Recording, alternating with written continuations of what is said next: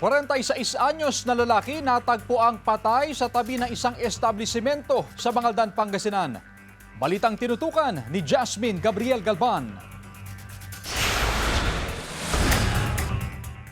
Isang lalaki ang natagpo ang patay malapit sa isang establishmento sa Bangaldan, Pangasinan umaga kahapon.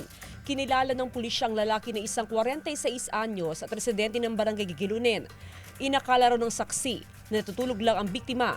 Pero nang lapitan at sinubukang gisingin, wala na palang buhay. Kaya agad siya nag-report sa otoridad.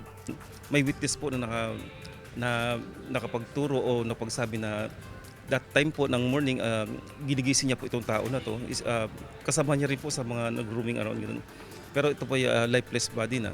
At according sa earlier before the day na incident, nakita pa niya itong tao na to nagiinom. Walang foul play sa pagkamatay ng biktima. Ayon sa pulisya, hindi siya nakitaan ng anumang sugat sa katawan.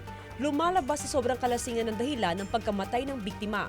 Ugali na raw ng biktima ang uminom ng alak sa kabila ng kanyang mga iniindang karamdaman. Bago siya natagpuan na wala ng buhay, may mga nakakita pa raw sa kanyang umiinom ng alak. According sa doktor na nag-examine po, wala po nakita na foul play ganun. Purely po talaga namatay po sa sakit.